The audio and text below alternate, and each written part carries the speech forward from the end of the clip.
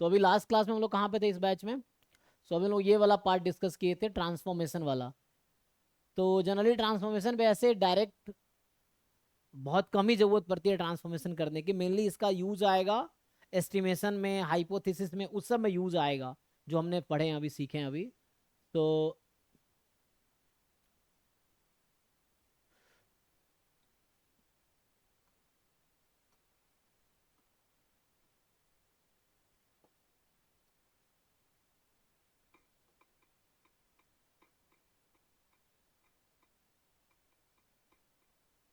आज क्या 24 होगा ना, 24 था आज।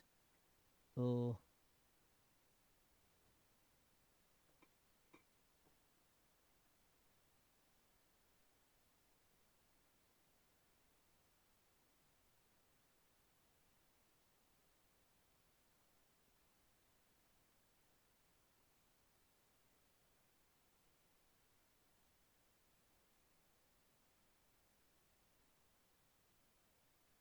कुछ क्वेश्चंस मैं बता देता हूँ, देखता हूँ कुछ क्वेश्चन हम लोग डिस्कस कर लेते हैं फिर।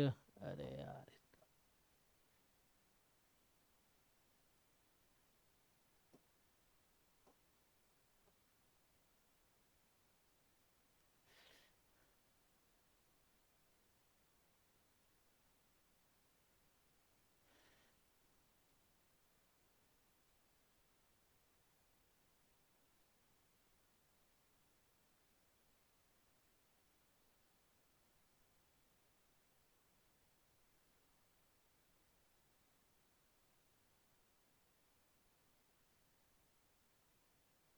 या ऐसे ही मैं बता देता हूँ। असाइनमेंट भेजा था मैंने तुम लोगों को। तो ट्रांसफॉर्मेशन में बेस्ड जो क्वेश्चन होगा,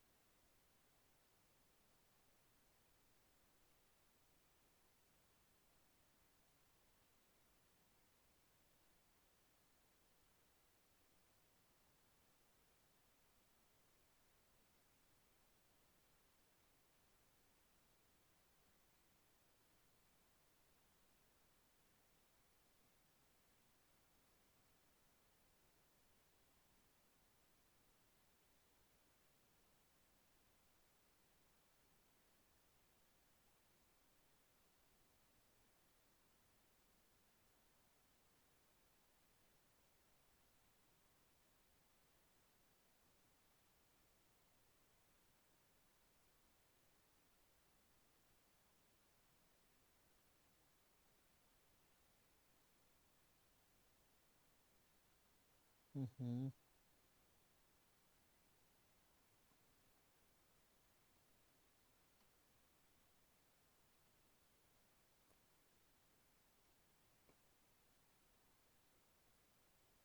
क्लास में क्वेश्चन तो कराए ही थे, लेकिन देख लेता हूँ और पीवाई क्यू में कुछ ऐसे क्वेश्चन हैं तो।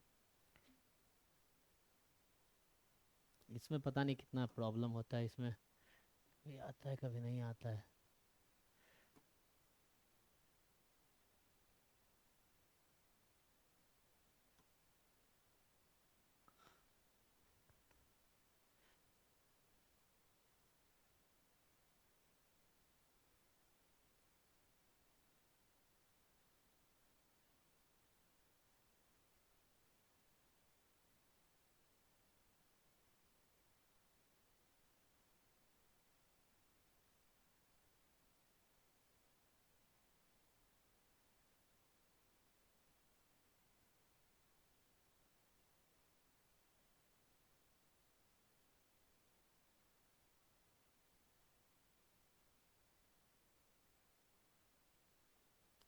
देखो ये क्वेश्चन है, एग्जाम जो क्वेश्चन लिख रहा हूँ जैम गेट का आया हुआ ही है। तो ये क्वेश्चन पूछ रहा है आपसे कि एक्स का पीडीएफ दे रखा है आपको 3/5 ई की पावर -3/5 एक्स, जहां एक्स दिस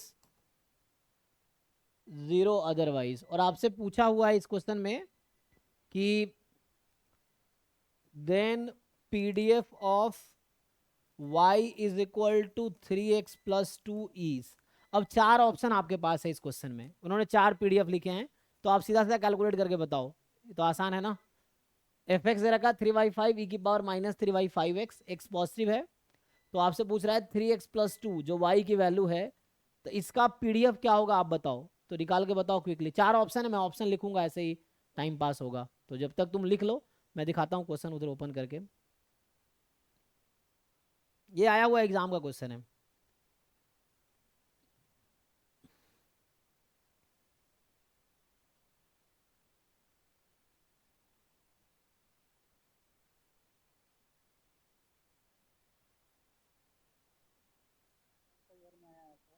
क्या आया था? नहीं, ये गेट का है, गेट 2012 का है।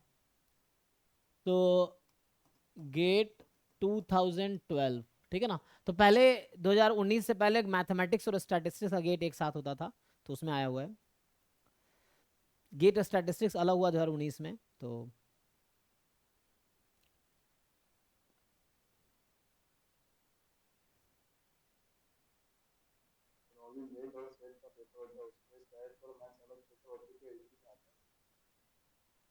किसका गेट?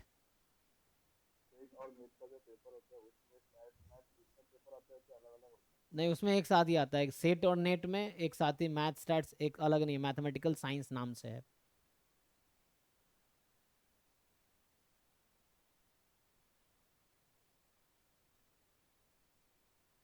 ये भी है ना, इस तरह के क्वेश्चंस आए हुए हैं। तो ये काफ़ी आसान है ना, ये निकाल लोगे ना। यहाँ मैं ओपन कर रहा था इसको, तो एक तो पता नहीं कितना घुमाता है मुझे ये, इसमें समझ ही नहीं आता कैसे कैसे ये लोग क्या फाइल ओपन करता है। कैसे इतना स्लो सिस्टम है ना ये, कि खोलता कुछ हूँ खुलता कुछ है।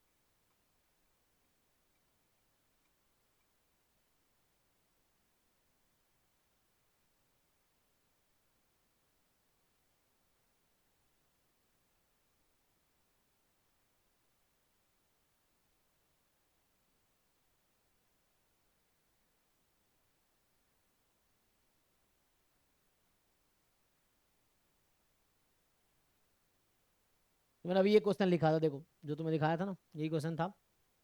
तो इसमें आपसे पूछ रहा है क्या इसका आंसर होगा, तो ये सब क्विकली बताओ, मतलब ये जस्ट एक तुम्हें खुद को टेस्ट करना, तुमने अभी तक क्या सीखा है, कर पा रहे हो नहीं कर पा रहे हो। ये होगा उसमें। ठीक है ना, तो ये सब आसान क्वेश्चंस हैं। इसको मैं बैकग्राउंड चेंज कर देता हूँ, वाइट ब्लैक कर देता हूँ।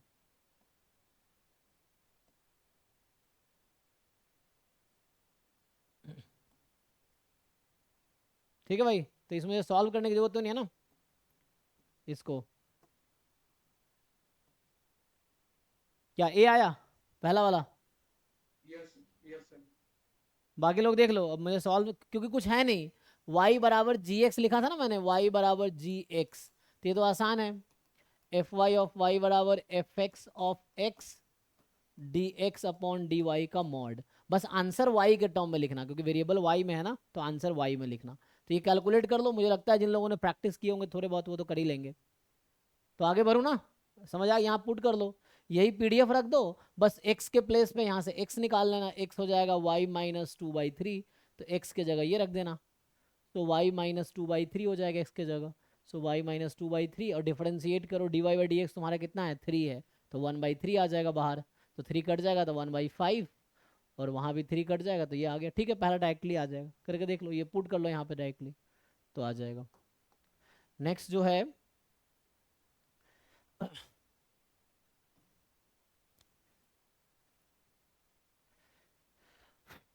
तो ये सब तो ज्योमेट्रिक का मीन पूछ रहा है, आसान है, तो ये सब आगे तुम पढ़ोगे, ज्योमेट्रिक टेस्टिंग।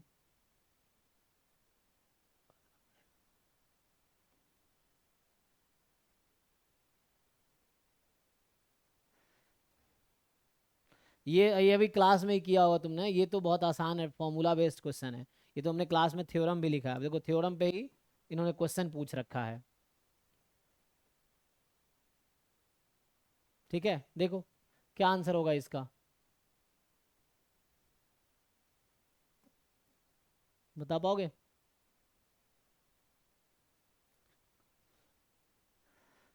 कह रहा है एक्स जो है यूनिफॉर्म 0 1 है, एक्स माइनस 2 लॉग यू है, तो बताओ पीडीएफ क्या होगा।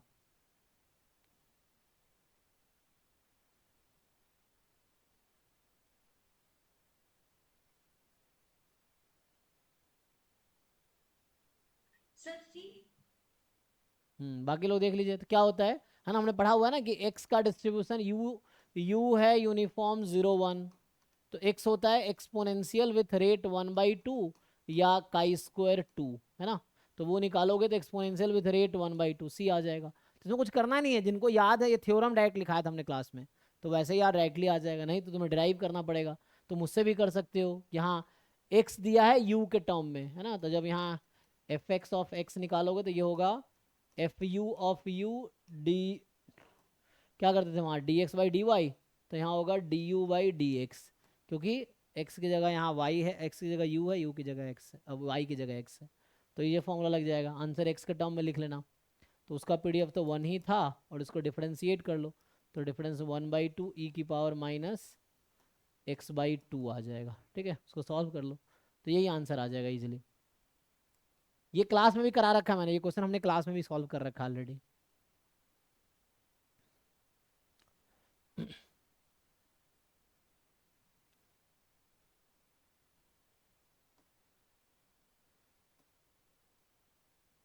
जैसे ये क्वेश्चन है, यहाँ पे तुमसे अगर ये पूछा जाए, हालांकि यहाँ पे देखो क्वेश्चन ने पूछा कुछ और है, लेकिन मैं तुमसे ये पूछूंगा कि what is the PDF of, यहाँ सिंपली क्या बात कर रहा है वो, एक्स लैम्बडा, एक्स लैम्बडा क्या है, distribution of x depends on, तो ये वेरिएंस का क्वेश्चन है, लेकिन वेरिएंस का छोड़ो, अभी तुम इसमें ये बताओ बस, ये कहना चाह रहा है कि देखो ये क्वेश्चन है, अभी मैं तुमसे क्या पूछना चाह रहा हूँ, एक ट्रांसफॉर्मेशन करना है बस, कि एक्स का पीडीएफ दे रखा है मुझे लैम्बडा ई की power minus lambda x x more than 0, और मैं तुमसे बोलूँ चलो y बराबर लैम्बडा इंटू एक्स ले लेते हैं, so what is PDF of y का पीडीएफ क्या निकल के आएगा। इस क्वेश्चन का सॉल्यूशन इस तरीके से आएगा, मैं उसको छोड़ दो, क्वेश्चन क्या है, मैं बोल रहा हूँ ये एक्स एक्सपोनेंशियल डिस्ट्रीब्यूशन, इसका ये पीडीएफ है, y is lambda sir into x, तो ये जाए आएगा ई की power minus y, y more than 0। तो यहाँ पे सिंपल क्या होता है, इसने पूछा है वेरिएंस ऑफ अच्छा log x लैम्डा पूछ रहा है ना, log x is strictly decreasing, तो वो तो चलो आ जाएगा। तो मैं यहाँ पे जस्ट x को मल्टीप्लाई डिवाइड कर दूंगा। हाँ, तो एनीवे इसका चूंकि वेरिएंस तुमने पढ़ा नहीं है तो इसको हम डिस्कस कर सकते हैं, लेकिन अभी वेरिएंस नहीं पता है हमें। तो यहाँ से डज नॉट डिपेंड क्या आता है, हाँ, तो हो जाएगा। वो आगे देखेंगे, अभी इसका यूज़ होगा जब मैं क्वेश्चन करवाऊंगा तो इसका यूज़ करूंगा। वहाँ क्या बोला, वेरिएंस ऑफ, है ना, तो होगा क्या, वेरिएंस ऑफ, इसने लिख रखा है लॉग एक्स, एक्स लैम्डा मतलब एक्स है, तो मैं यहाँ लैम्डा एक्स से मल्टीप्लाई डिवाइड कर दूंगा अपनी मर्जी से। सो ये आ जाएगा variance of log lambda x minus log lambda, और कांस्टेंट का वेरिएंस जीरो होता है, ये वेरिएंस अभी आगे पढ़ोगे, तो आएगा लॉग ऑफ लैम्डा एक्स। और लैम्डा एक्स का पीडीएफ क्या है, फ्री है वाई से। सो ये क्वांटिटी जो होगी, this will does not depend on, so this does not depend on lambda, ठीक है ना। तो इसलिए इसका आंसर ये होता है बाद में। तो मैं रफली तुम्हें एक बार बता दिया कि कैसे मैं इस क्वेश्चन को सॉल्व करूंगा। यहाँ भी कहीं ना कहीं लॉग लैम्बडा एक्स का डिस्ट्रीब्यूशन लैम्बडा से फ्री है, तो इसका मीन वेरिएंस सब कुछ लैम्बडा से फ्री होगा, क्योंकि डिस्ट्रीब्यूशन में कहीं लैम्बडा नहीं है ना। तो इसका जो पीडीएफ आया उसमें लैम्बडा तो गायब हो गया, तो लैम्बडा एक्स के पीडीएफ में कहीं लैम्बडा है ही नहीं, तो इसके वेरिएंस में भी कहीं लैम्बडा नहीं होगा। तो इस क्वेश्चन का ऑप्शन ये होता है, तो ये आगे आएगा। बट है ना, ये गेट का आया हुआ क्वेश्चन है, तो इस तरह क्वेश्चन भी पूछ लेता है वो, इंक्रीजिंग होगा डिक्रीजिंग होगा डिपेंड नहीं करेगा। तो ये सिंपली डिपेंड नहीं करेगा, ये जो क्वांटिटी लैम्डा एक्स मतलब वाई हो गया ये, तो वाई का पीडीएफ लैम्डा पे डिपेंड ही नहीं कर रहा है, तो लॉग वाई का पीडीएफ भी लैम्डा पे डिपेंड नहीं करेगा, तो वेरिएंस भी इसका लैम्डा पे डिपेंड नहीं करेगा, ये है। तो आगे प्रूव करने की जरूरत नहीं है। तो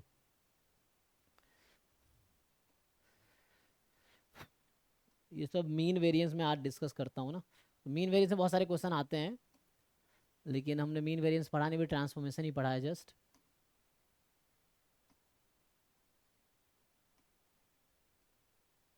अच्छा देखो, ये जो क्वेश्चन है ये maximum of Z comma zero का मीन पूछ रहा है। जैसे हमने कल के क्लास में एक क्लास में ना, लास्ट क्लास में maximum of 5 x minimum of 5 x का पीडीएफ निकाल के दिखाया था, मतलब सीडीएफ निकाल के दिखाया था। तो वो डायरेक्टली कोई क्वेश्चन पूछता नहीं है एग्जाम में, क्या पूछता है, उसका मीन बताओ वेरिएंस बताओ। तो मीन वेरिएंस निकालने के लिए डिस्ट्रीब्यूशन निकालने की कोई जरूरत नहीं है, तो ये आसान क्वेश्चन है।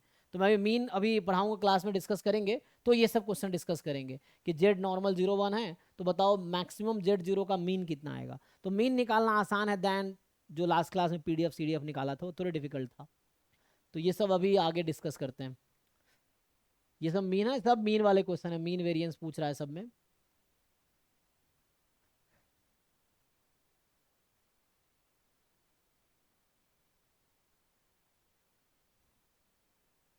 पिछला गया था, टेस्टिंग का था ना।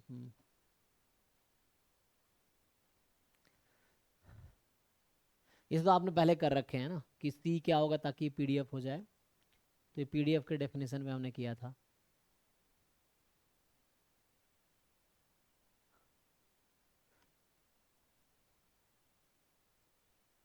ये सभी आपने क्लास में कर रखे हैं, सीडीएफ दे रखा है, प्रोबेबिलिटी कैसे आएगी। ये अभी आगे ज्वाइंट वाला केस है।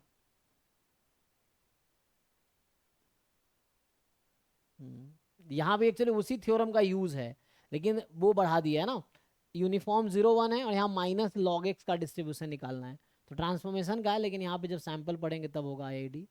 ये भी कंडीशनल प्रोबेबिलिटी है, लेकिन आपको नॉर्मल के बारे में पता होना चाहिए तब ये सॉल्व कर पाएंगे। Probability x less then 0 given mod of greatest integer of x बराबर 1। तो ये सिंपल कंडीशनल प्रोबेबिलिटी है, लेकिन ये सॉल्व तब कर पाओगे आप जब आपको पता हो नॉर्मल के बारे में। और ये फाई जो होता है ना, ये नॉर्मल का सीडीएफ होता है एक्चुअली। तो मैं अगर आप ये जो फाई दिख रहा है, चलो इस क्वेश्चन को मैं सॉल्व कर बताता हूँ, लोग करके दिखाओ। तो ये आसान क्वेश्चन है हालांकि, बस तुम्हें फाई देख के हो सकता है डर लगे, लेकिन फाई क्या है, ये जो फाई लिखा हुआ है ना, दिस इज जस्ट, ये समझो ये जो फाई फंक्शन है, ये फाई जो है स्टैंडर्ड नॉर्मल रैंडम वेरिएबल का एक्स स्टैंडर्ड नॉर्मल है। तो यहाँ पे कहने का मतलब ये फाई जो लिखा है ना, मैं तुम्हें बता देता हूँ, तो यहाँ तुम्हें डरने की कोई जरूरत नहीं है देख के। ये जो फाई है, फाई एक्स का मतलब है c D f of x at x. तो होता क्या है, स्टैंडर्ड नॉर्मल का एक ये थोड़ा स्पेशल डिस्ट्रीब्यूशन है, तो इसके सीडीएफ को ये लिखने के बजाय ये लिखते हैं हम लोग। तो ये जो तुम्हें फाई जहां भी दिख रहा है ऑप्शंस में, उसका मतलब है सीडीएफ ऑफ एक्स एक्चुअली। तो इसका मीनिंग ये है। तो अब हर ऑप्शन में तुम फाई को हटा के ये लिख दो, अब तुम्हें समझ आ जाएगा, करके देखो क्या आएगा। तो ये जो फाई है कहने का मतलब है ये सीडीएफ है। अब बताओ इसका क्या आंसर आएगा, तुम इसको सॉल्व करके एक बार आंसर बताओ। ये सिंपल एक कंडीशनल प्रोबेबिलिटी का क्वेश्चन है, ट्रांसफॉर्मेशन की जरूरत नहीं है, तुम्हें जरूरत नहीं है ग्रेटेस्ट लीनियर फंक्शन का डिस्ट्रीब्यूशन निकालने की कोई जरूरत नहीं है। यही ट्राई करके देखो, ये अच्छा क्वेश्चन है। तो जो हमने अभी पढ़ा था प्रोबेबिलिटी उस पर ही है, तो ये क्वेश्चन बस बेसिक प्रोबेबिलिटी का ही है, समझ लो। इसमें कंडीशनल प्रोबेबिलिटी निकालना है तुम्हें, you have to just find the conditional probability. तो टाइम लो, आराम से सॉल्व करो, ये सॉल्व करो और तुम बताओ तुम्हारा आंसर क्या है। ये फाई ऑप्शन में है, वो सीडीएफ है, ये फाई का मतलब ये है, तो इसलिए तुम्हें सीडीएफ तो पता ही है तुम लोगों को, करो ट्राई।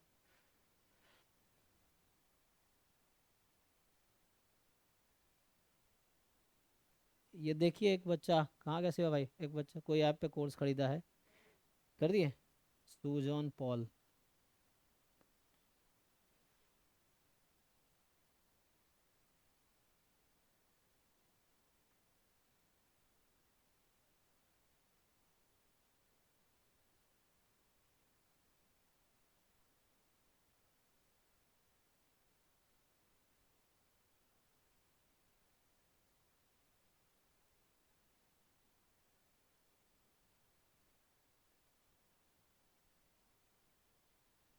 भेज दिए उसको नवीन का ना।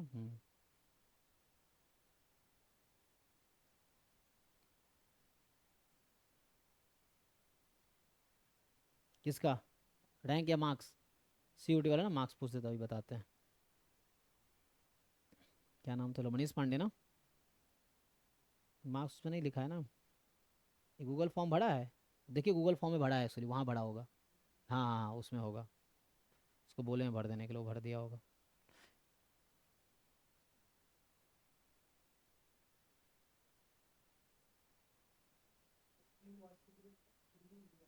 कौन? तो बना लीजिए मेरे फ़ोन से, या नहीं है तो इससे बनाना पड़ेगा। 7 11 17 ना।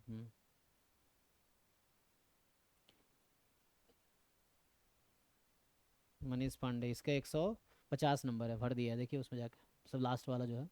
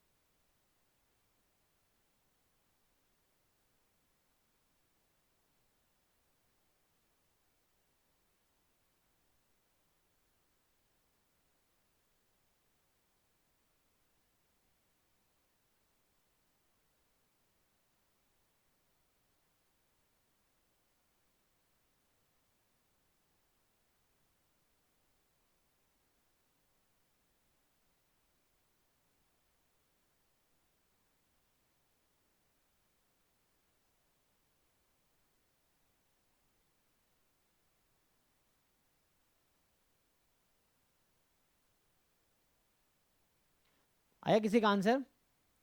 किसी का आंसर आया इसमें? ए आ रहा है, ओके, बाकी लोग देख लीजिए।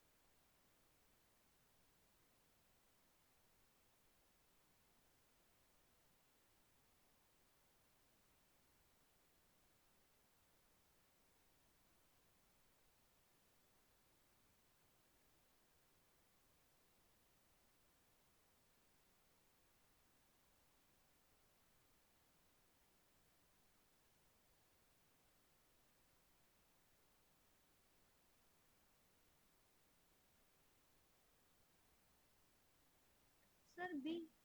बी आ रहा है आपका, किसी का ए किसी का बी, चेक करो भाई, ए या बी कोई एक होगा।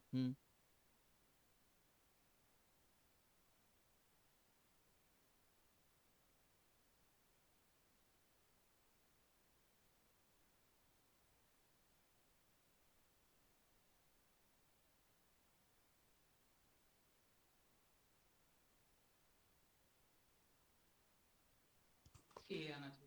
ए आ रहा है, चलिए। तो जस्ट बेसिक सिंप्लीफिकेशन और कुछ नहीं है, ठीक है ना।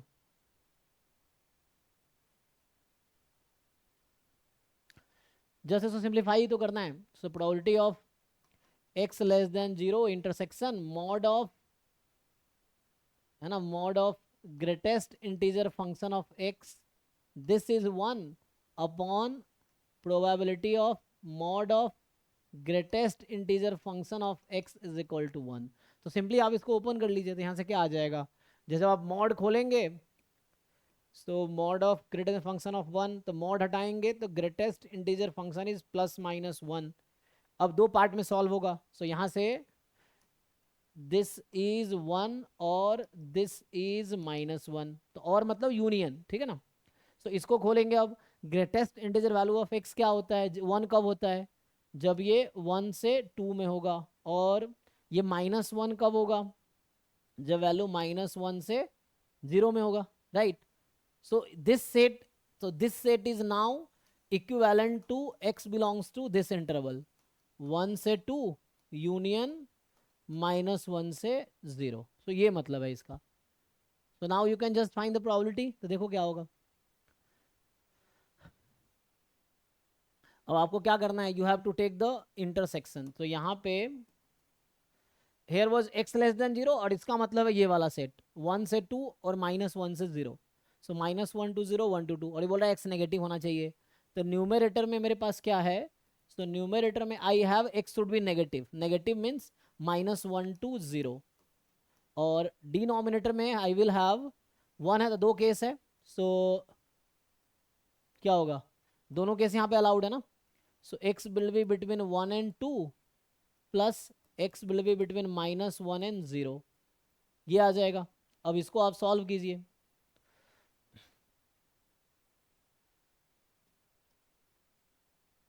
ठीक है भाई, इसको सॉल्व करेंगे तो क्या आएगा, तो जब आप इसको सॉल्व करेंगे, so you know how to find probability using CDF, है ना।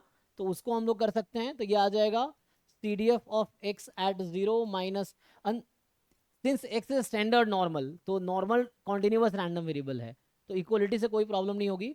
तो C D F at zero minus C D F at minus one, यहाँ आ जाएगा c D F at two minus C D F at one plus c D F at zero minus C D F at minus one. एक बार check कर लीजिए आप लोग। सो यही होगा, कहीं कैलकुलेशन मिस्टेक करूँ तो बताना। सो नाउ यू नो एक और प्रॉपर्टी, अच्छा ये मैंने बताया नहीं है, स्टैंडर्ड नॉर्मल में कुछ लोगों को पता होगा, कुछ लोगों को नहीं पता होगा। जैसे ये फाई है ना, यहाँ तक हो गया, उसके बाद नहीं। हाँ यहाँ तक हो गया, उसके बाद नहीं अच्छा है। अच्छा, यहाँ तक हो चुका है ना, ठीक है। अब थोड़े से ना एक्चुअली स्टैंडर्ड नॉर्मल की प्रॉपर्टी यूज हो रही है यहाँ पे। स्टैंडर्ड नॉर्मल जो रैंडम वेरिएबल होता है, अभी हम आगे देखेंगे, हालांकि इसका ये पीडीएफ होता है। सो आप लोग अगर पता होगा, जीरो के अबाउट सिमेट्रिक होता है, कहने का मतलब ये है मेरा कि कुछ प्रॉपर्टीज हैं जो मैं यहाँ यूज करना चाह रहा था। वो यूज करेंगे ना, phi of minus x equal to 1 minus phi x. Yes yes, actually तो वो मैंने जो डिस्कस नहीं किए हैं, तो थोड़े से जिन लोगों को पहले से पता है वो आंसर तक पहुंचे होंगे। तो एक्स अगर नॉर्मल जीरो वन है, तो फाई मतलब सी डी एफ है, तो होता क्या है कि c D f of minus x होता है वन माइनस फाई ऑफ, मतलब फाई का मतलब मैं सी डी एफ ही लिख रहा हूँ just, c D f of x. एक तो ये प्रॉपर्टी होता है इसका, ऐसा इसलिए होता है क्योंकि माइनस एक्स है ना, तो C D F at minus x जो होगा, ये मान लो यहाँ एक्स है, यहाँ माइनस एक्स है, सो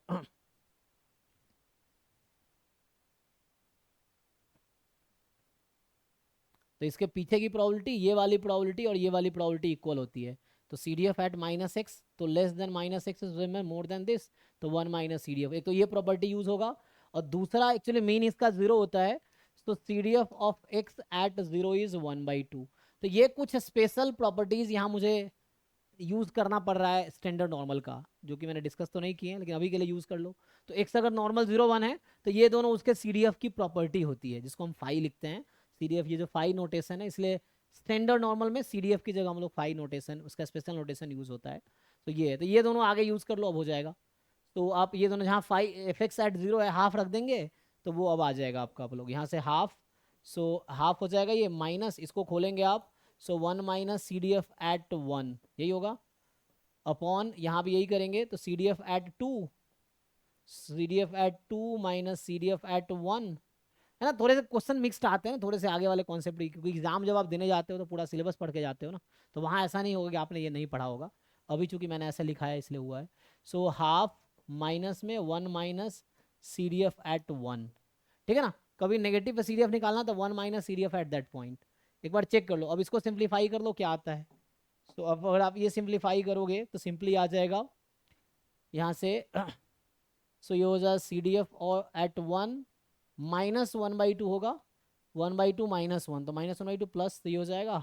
और यहाँ जब आप सिंप्लीफाई करेंगे तो F1 ये प्लस हो जाएगा, F1 यहाँ माइनस है, ये कट जाएगा इससे, और ये हाफ माइनस है, माइनस हाफ हो जाएगा। तो CDF of x at 2 minus half, तो ऑप्शन ए ओके है, ठीक है ना, देख लीजिए आप लोग। तो यहाँ मुझे ये कंडीशन यूज़ करना पड़ा है बिकॉज ऑफ, अरे ये इस पर कैसे आ गया, बिकॉज ये स्टैंडर्ड नॉर्मल है तो इसके कुछ खास प्रॉपर्टी होती है, तो वो हम लोग अभी यूज़ कर रहे हैं। किसी को डाउट है तो पूछो अभी।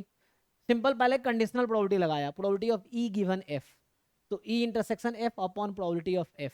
अब F को थोड़ा सिंप्लीफाई किया कि इसका मतलब था कि x की वैल्यू या तो 1 से 2 में है या -1 से 0 में है, ठीक है, ये मतलब था। तो वो लिखा, फिर इंटरसेक्शन लिया था, x लेस देन 0 था तो नेगेटिव वाला आया, यहाँ दोनों आ गया। अब प्रोबेबिलिटी को हम लोग CDF के टर्म में कैसे लिखते हैं ये हम पढ़ चुके हैं, तो उसको हमने यूज़ किया कि how to find probability using CDF, क्योंकि CDF ऑप्शन में है इसीलिए। अब यहाँ थोड़े से ये प्रॉपर्टी यूज़ हुआ है ड्यू टू स्टैंडर्ड नॉर्मल होने की वजह से, उसका ये प्रॉपर्टी है, तो वो यूज़ हुआ है, तो उससे आंसर आ गया। ठीक है जी, तो देखो आगे बढ़ता हूँ फिर अगर हो गया तो यहाँ स्टैंडर्ड नॉर्मल का थोड़ा यूज़ हुआ है, ये आगे पढ़ेंगे, स्टैंडर्ड डिस्ट्रीब्यूशन आगे आएगा।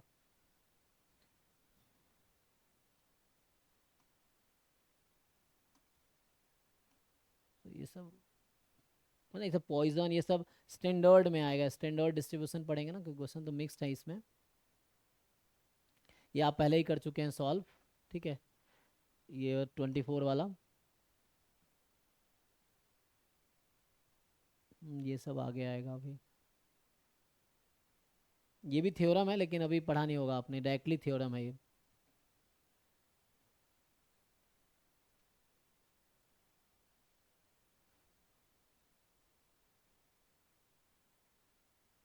X be the number of heads in the 4 tosses of a fair coin by person 1, Y be the number of heads in the 4 tosses of a fair coin by person 2, then पूछ रहा है क्या assume that the tosses are independent, तो क्या probability x बराबर y होने का।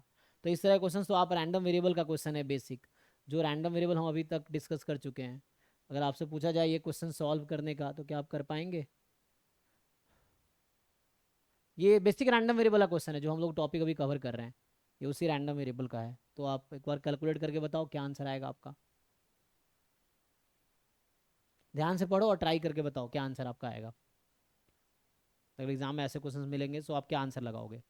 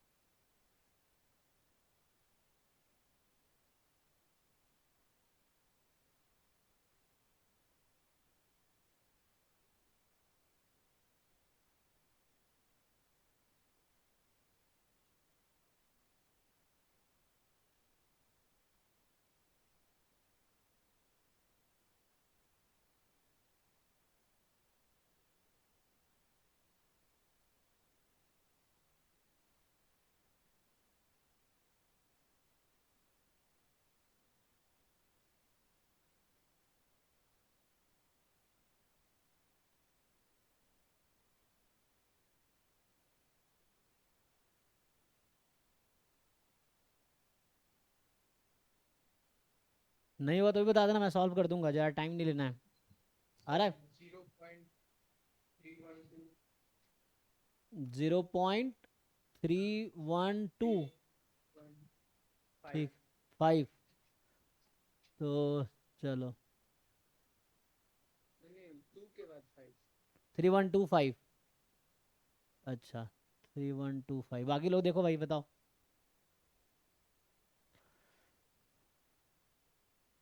जैसे बेसिक रैंडम वेरिएबल क्वेश्चन है, जो बेसिक आपको सॉल्व करने हैं उस पे है।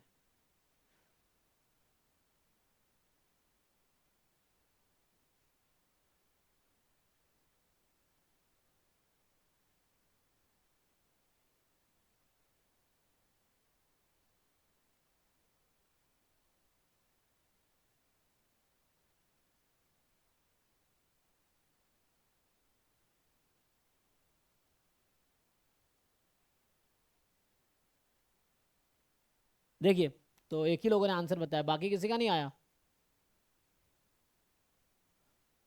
इसने कहा है कि एक्स क्या है, number of heads in the 4 tosses of a fair coin. अच्छा, बाइनोमियल आप लोगों ने पढ़ा है लोअर क्लास में, बाइनोमियल डिस्ट्रीब्यूशन का आइडिया तो होगा सबको।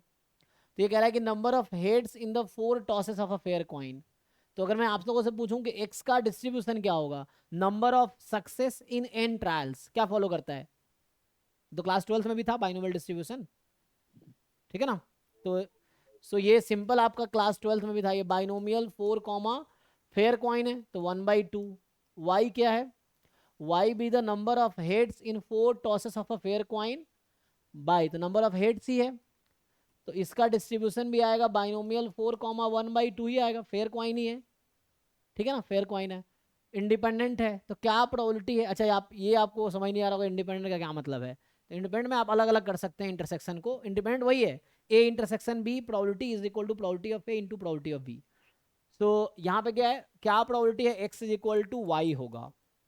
तो इसका क्या मतलब हुआ कि support x binomial 4 comma half है, तो एक्स की वैल्यू 0 1 2 3 4 हो सकती है। वाई बाइनोमियल 4 कॉमा हाफ है, तो 0 1 2 3 4 हो सकती है। तो यहां से कहने का इसका मतलब ये है कि what is the probability of x being, let's say अभी मैं वेरिएबल चेंज कर देता हूं, t and y is also t. और टी क्या होगा? T can take value 0 to 4। क्या मतलब है इसका? X is 0 and y is 0, equal हो गया, plus x is 1 y is 1 plus x is 2 y is 2 and plus x is 3 Y is 3 plus x is 4 y is 4। ऐसा, तो अलग अलग लिखो तो भी बात वही है। तो टी टी लिया, टी की वैल्यू 0 से 4 तक। अब इंडिपेंडेंट है ना, तो ये कॉमा का मतलब इंटरसेक्शन है, this comma is like intersection, ठीक है ना। जो मैं कॉमा लगाया हूँ, ये बीच में जो कॉमा लिखता हूँ, ये इंटरसेक्शन है एक्चुअली। तो अलग करेंगे तो यहाँ पे आ जाएगा समेसन टी फ्रॉम 0 टू 4, और ये आ गया probability x is equal to t into y is equal to t. तो ये इंटरसेक्शन को हमने प्रोडक्ट में कैसे ब्रेक किया? Because of independence. ये इंडिपेंडेंट दिया था ना, तो two events E1 E2 are independent if and only probability of E1 intersection E2 is equal to PE1 into PE2। तो E1 E2 दोनों इंडिपेंडेंट है, तो सेम यहाँ पे हो रहा है। सो यहाँ से आपके पास क्या आ गया? अब ये इसकी प्रोबेबिलिटी क्या होगी, एक्स बराबर टी की प्रोबेबिलिटी क्या है? आप अलग अलग लिख सकते हो, समेसन खोल के लिखना, ओपन करके लिखो, समेसन ओपन करे, कोई दिक्कत नहीं है। तो यहाँ से आंसर आएगा, क्योंकि ये बेसिक क्वेश्चन है, मैं कह रहा हूँ 11 12 वाले वाला क्वेश्चन है ये। तो सिंपल यहाँ से आ जाएगा टी बराबर 0 टू 4।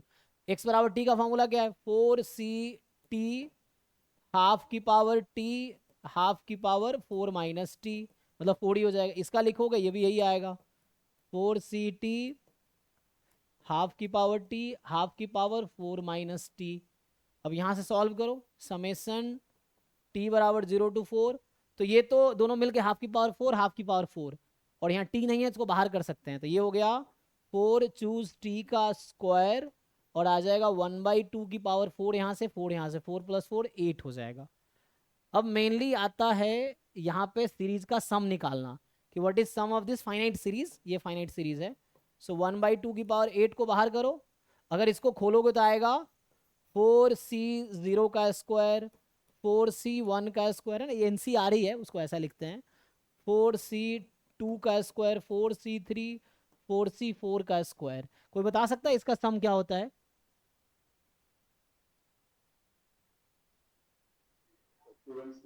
हाँ, तो हमने पहले भी डिस्कस किया हुआ आप लोगों के साथ कि NC0 NC1, हाँ, सो ये 2 की पावर n होता है, फिर NC0 square, NC1 square and up to NCn square, तो ये आ जाएगा 2NCn, ये फॉर्मूला होता है, ठीक है ना। सो इसको यूज कर लो, तो यहाँ पे n की जगह 4 है, 4C0 से लेके 4Cn तक है, तो ये आ जाएगा आपके पास।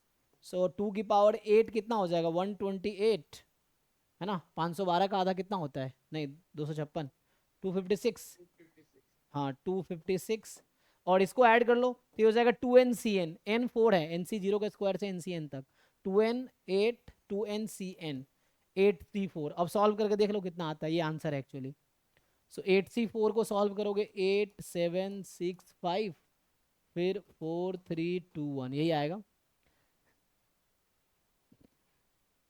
सॉल्व कर लो, तो 4 2 जा 8, 3 2 जा 6, तो फाइनली आ गया 5 दूना 10 सत्ते 70, 70/256। इसको देख लो सॉल्व करके कितना आता है। So this is the answer. अब किसी को डाउट है तो बताओ।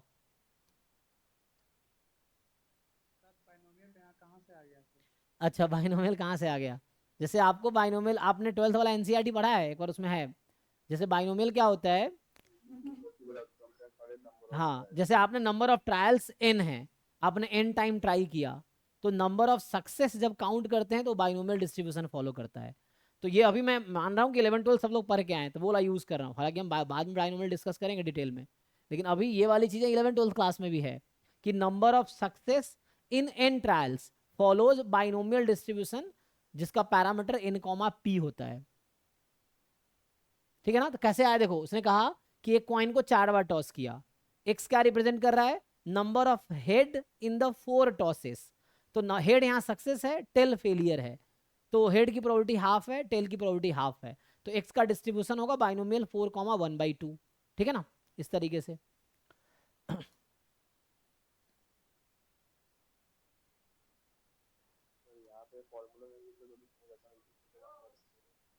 क्या क्या यहाँ फॉर्मूला,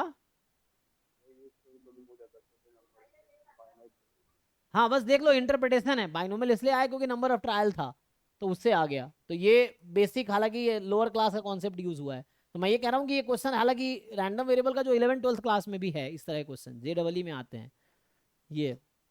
एनीवे सर इसमें वर्ड प्रॉब्लम थोड़ा और करवा दो, रैंडम वेरिएबल पे हाँ, वो आपको इस असाइनमेंट, टाइप के क्वेश्चन। इस टाइप का क्वेश्चन वो मिलेगा, असाइनमेंट में मिलेगा, वो तो प्रैक्टिस करना पड़ेगा। तो वो इसलिए बुक से आपको प्रैक्टिस करने पड़ेंगे, PYQ से प्रैक्टिस करना पड़ेगा। तो हम, आपने क्या बोला समझ ही नहीं आया।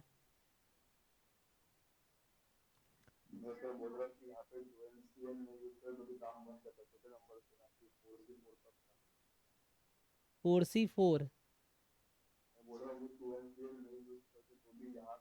हाँ हाँ हाँ, क्योंकि 4C0 4C1 निकालना आसान है, तो उससे डायरेक्टली हो जाता। हाँ, जरूरी नहीं है फॉर्मूला यूज करना, यहाँ पे तो निकाल, 4C4 1 हो गया, 4C0 1 हो गया, 4C1 4 हो गया, 4C2 6 हो गया, 4C3 4C4 हो गया, तो उससे भी हो जाता। तो इतना करने की जरूरत नहीं थी, ये भी सही बात है, ये यूज नहीं करेंगे तब भी हो जाएगा। वो तो भी दिख गया इसलिए बोल देते। ये सब क्वेश्चन आगे का है, ज्वाइंट का आएगा तो वो तब देखेंगे। ये जिन लोगों ने डिस्ट्रीब्यूशन पढ़े हैं तो ज्योमेट्रिक का है ये, तो ये सब भी आएगा आगे। तो आज गेट बैच में हालांकि हम डिस्ट्रीब्यूशन डिस्कस करेंगे, लेकिन वहाँ पे थोड़े आगे चल रहा है वो, तो ख़त्म हो गया है। तो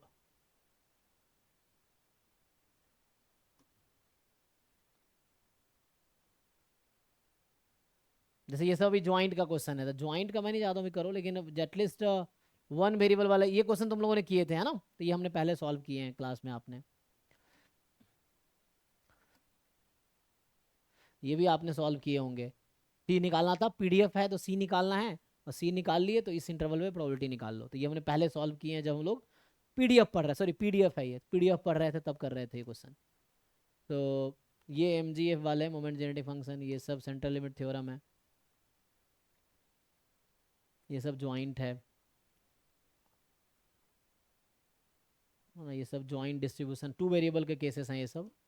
सो हम ढूंढ रहे हैं जहाँ ट्रांसफॉर्मेशन की ज़रूरत हो, ट्रांसफॉर्मेशन कम ही आ रहा है। ये सब गेट वाले क्वेश्चन है ना, कन्वर्जेंस है यहाँ पे।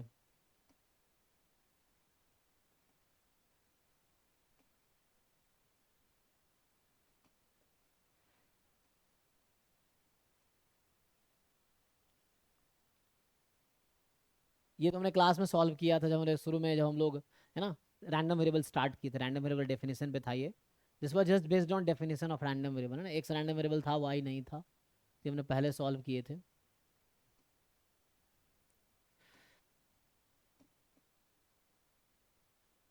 ये क्वेश्चन किया था तुम लोगों ने सॉल्व?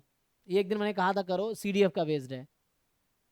ये क्लास में हमने सीडीएफ जब पढ़ रहे थे तब हम ये डिस्कस कर रहे थे। किया होगा, कुछ लोगों ने किया होगा, बाकियों ने नहीं किया होगा। बताओ इसका आंसर क्या आया था, किसी ने फाइंड किया है? ये सीडीएफ पे क्वेश्चन है, जब हम सीडीएफ पढ़ रहे थे उस पे बेस्ड क्वेश्चन है ये। तो अगर मैं यहाँ पे,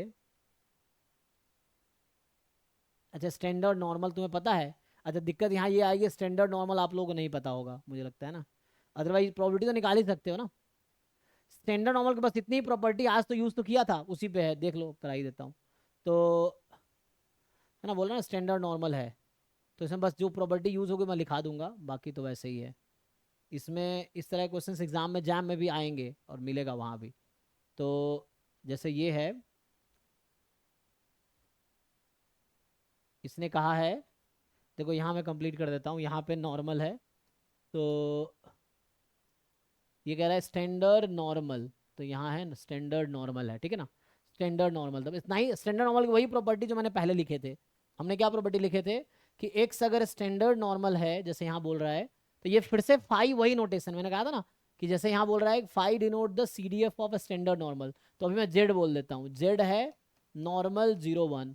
तो जो सीडीएफ जेड का होता है ना, उसको ये लोग ऐसा लिखते हैं, फाइव एट जेड, या एक्स लिख रहा हूँ तो एक्स, यहाँ जेड लिखना जेड लिख सकते हो, एक्स लिखना एक्स लिख सकते हो, यहाँ जेड है तो जेड लिख लो, एक्स है तो एक्स। तो ये सीडीएफ का नोटेशन जस्ट ये है।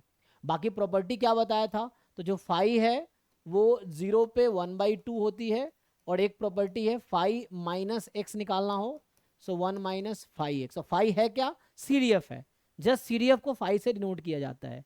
सो ये प्रॉपर्टी है जो अभी कुछ देर पहले भी हमने यूज किया है, अभी भी होगा तो यही यूज करना है। अब ट्राई करके देखो, तुम बताओ इन चार में से कौन सा ऑप्शन तुम्हें लग रहा सही होगा। आराम से डिसाइड करो, सोच के, जहां दिक्कत है सोचो कहाँ दिक्कत है।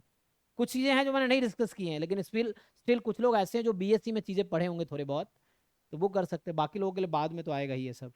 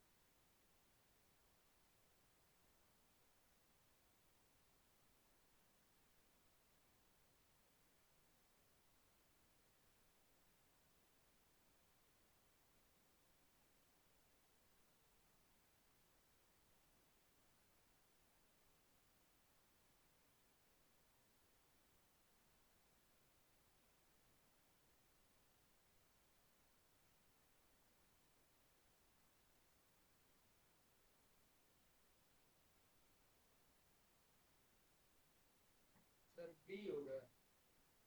कौन सा? D for Delhi, B B. Bombay. सबसे को चारों आ गए, ए बी सी डी सब आ गए ऑप्शन, ऐसे कैसे? देखो ये जो एफ है ये एक्स का सीडीएफ है, ध्यान रखना, और जो फाइव है वो जेड का सीडीएफ है। मैं बता देता हूं यहाँ पे, ये जो एफ इन्होंने डिनोट किया है, जो एफ इन्होंने डिनोट किया क्वेश्चन में, वो एक्स रैंडम वेरिएबल का सीडीएफ है, और जो फाइव डिनोट किया वो जेड का सीडीएफ है। जेड क्या है? Standard normal. एक्स क्या है? कोई नया रैंडम वेरिएबल है जिसका सीडीएफ फाइव के हेल्प से डिफाइंड हो रहा है। फाइव खुद सीडीएफ है, किसका सीडीएफ है? स्टैंडर्ड नॉर्मल रैंडम वेरिएबल का। एक्स एक दूसरा रैंडम वेरिएबल है जिसके सीडीएफ को यहाँ पे फाइव के हेल्प से डिफाइन किया गया है, ठीक है ना। सो एक्स अलग है, जेड अलग है, मतलब कैपिटल एक्स अलग रैंडम वेरिएबल है, और जो जेड है वो अलग रैंडम वेरिएबल है। तो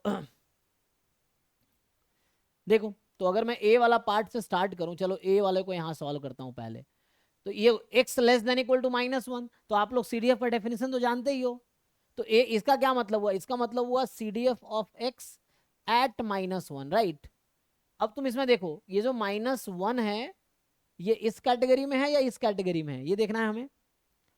तो -1 तो यहाँ पे है, तो हम fx की वैल्यू ये यूज करेंगे, है ना, क्योंकि ये CDF दो पार्ट में डिफाइंड है।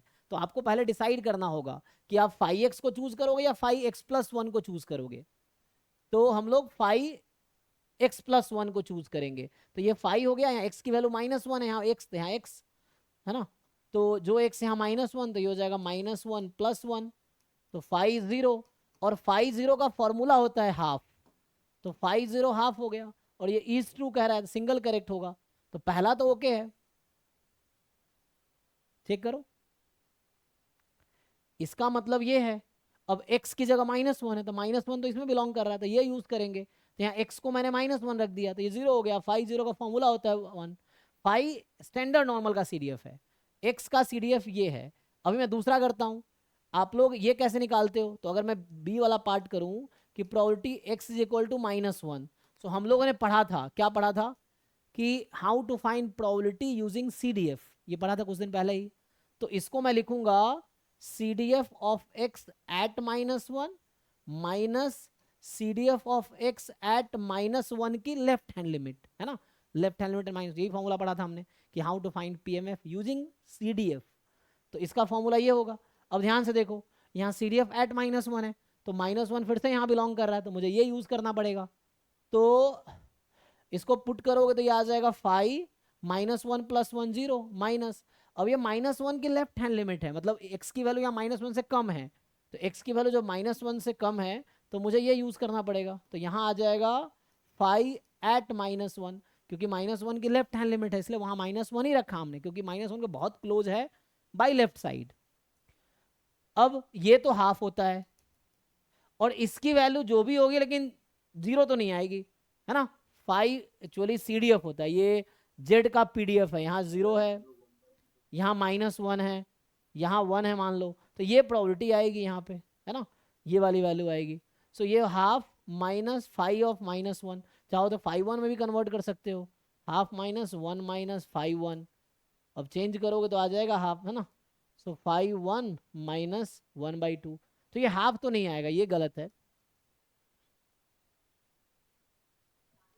501/2 कैसे आएगा? ये थ्योर फॉर्मूला है, देखो यहाँ 0 का मतलब क्या है, CDF एट लेफ्ट। अगर तुम इसको देख के समझना चाहो तो ये जो ग्राफ बनाया मैंने, ये PDF का ग्राफ है।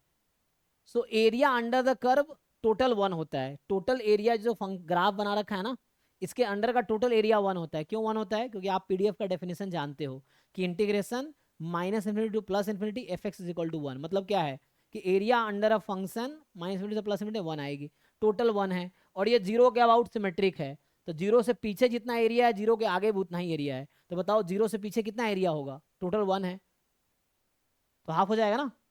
इसीलिए फाई 0 हाफ है, क्योंकि 0 के पहले और 0 के बाद में हाफ प्रोबेबिलिटी पहले, हाफ प्रोबेबिलिटी बाद में है, तो इसलिए ये CDF है। Z less than 0, Z less than 0 = 1/2, Z मोर देन 0 = 1/2, इसीलिए तो ये हाफ हो गया। तो फाई 1 माइनस हाफ, ये हाफ नहीं आएगा, फाई 1 एक्चुअली यहाँ पे नंबर है, तो ये हाफ से कोई ज़्यादा ही नंबर आएगा, 0.8 के करीब कुछ आएगा, 0.8 माइनस है 0.3 आएगा ये, तो ये गलत है, ऐसे देख लो। तो ये तो वही हो गया, इसको लिखोगे ये वाला, तो CDF of left hand limit at -1, ये है लेफ्ट हैंड लिमिट एट -1, तो ये हो जाएगा फाई, ये लेफ्ट हैंड लिमिट यहाँ पे है, तो ये वाला पार्ट यूज करोगे। हमें देखना है इसको क्या लोगे, ये लोगे या ये लोगे, तुम्हें डिसाइड करना है कंडीशन के हिसाब से कि x क्या है। तो x यहाँ -1/2 से कम है, तो -1/2 के लेफ्ट हैंड लिमिट में ये है, तो फाई ऑफ -1 हो गया, फिर से ये 1 माइनस फाई 1 हो गया। सो फाई -1 ये वाली प्रोबेबिलिटी आ गई, भी अराउंड 0.2 और 0.3 के आसपास आएगा। तो एक वैल्यू जानने की जरूरत नहीं है क्या होगी, बस अप्रोक्सीमेट यहाँ दिख जाएगा कि हाफ तो नहीं आएगा, तो ये हाफ तो नहीं आएगा, है ना। हाफ आता 0 पे, 0 के पीछे हाफ है, और ये -1 के पीछे, तो हाफ तो नहीं आएगा। लेस देन इक्वल टू 0, अब समझो, तो ये है CDF ऑफ x एट 0। अब तुम देखो 0 इस इंटरवल में है या 0 इस इंटरवल में है, तुम्हें पहले ये डिसाइड करना पड़ेगा 0 किस इंटरवल में बिलोंग कर रहा है।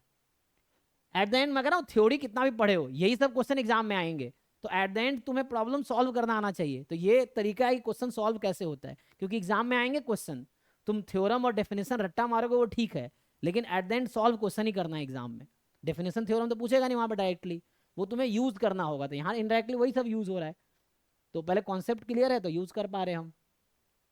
तो सीरीएफ एट जीरो, अब देखना है जीरो इसमें है या जीरो है। तो जीरो तो माइनस हाफ से ज्यादा होता है, तो जीरो यहाँ बिलोंग कर रहा है, तो इसमें जीरो रख दोगे एक्स को तुम, तो एक्स को है ना, जीरो मोर देन -1 है ना, तो यहाँ पे सीरीएफ एट जीरो हो जाएगा 5 0 + 1 5 1। अब 5 1 का मतलब है probability x less than equal to 1, तो लेस देन इक्वल टू 1 बराबर, ये तो आ गया ना, तो ये 0.5 यहीं तक है, उसके आगे 0.8 के अराउंड आंसर आएगा, तो हाफ तो नहीं आएगा। तो देखो जिन लोगों ने गलती किया, हो सकता है उन लोगों को स्टैंडर्ड नॉर्मल नहीं पता हो, तो स्टैंडर्ड नॉर्मल हम भी डिस्कस करेंगे क्लास में, तो वहाँ पे आएगा तो और क्वेश्चन डिस्कस करेंगे उस पर, है ना। आज ऐसे स्टैंडर्ड डिस्ट्रीब्यूशन पे ही डिस्कशन क्लास है, प्रॉब्लम क्लास है 9:30 to 11 गेट वाले बैच में। तो जिन लोगों को आइडिया है आप अटेंड कर सकते हो, उसमें क्वेश्चन ही सॉल्व कराऊंगा। स्टैंडर्ड डिस्ट्रीब्यूशन वहाँ कंप्लीट हो गया, तो स्टैंडर्ड डिस्ट्रीब्यूशन है बेस्ड, तो ये सब भी डिस्कस होगा वहाँ पे। तो ठीक है, तो आगे बढ़ते हैं थोड़ा सा। तो इसमें थोड़े से नॉर्मल की प्रॉपर्टी यूज हुई है जो कि मैंने नहीं पढ़ा है, तो ये सब बाद में आएगा तब शायद बेटर समझ। देखो अभी जैसे एक चीज़ 10 बार बोल रहा हूँ, तो वो चीज़ें आपको जब 10वीं बार बोल रहा हूँ तो आपको ज़्यादा समझ आएगा, क्योंकि पहले 9 बार में आपने हो सकता ना समझ आया हो, तो एंड में जब चीज़ें पढ़ लोगे तो ज़्यादा समझ आएगा। तो ये सब इंट्रोड्यूस कर रहा हूँ, बाद में फिर से आएगा, तो जब आप पूरा टॉपिक कंप्लीट कर लोगे तो आपको ईजी होगा समझने में। और रिविज़न बहुत इंपॉर्टेंट है, इसलिए रिविज़न करोगे तो आपको चीज़ें दिमाग में आएंगी, तो एटलीस्ट पहली बार नहीं समझ आया, दूसरी बार नहीं आया, तीसरी चौथी पाँचवीं बार तो समझ आ ही जाएगा। ये सब क्वांटाइल उनटाइल वाला मीडियन उडियन आएगा आगे अभी।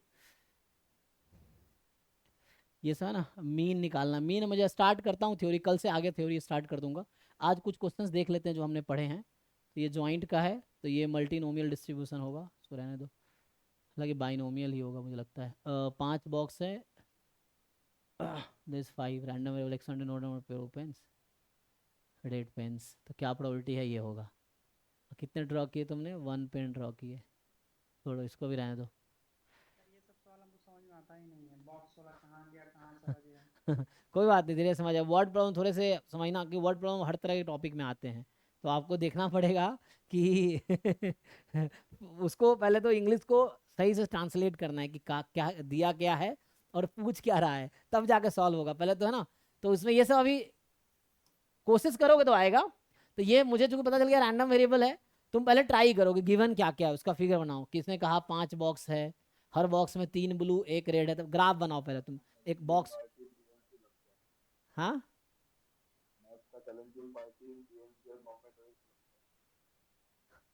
पता नहीं, तुम्हारा मुझे समझ ही नहीं आता दोनों तो। सर हाँ, इसी टाइप के प्रॉब्लम की बात करें। नहीं नहीं, तो देखो डिपेंड करता है वो अब। वर्ड प्रॉब्लम टाइप का।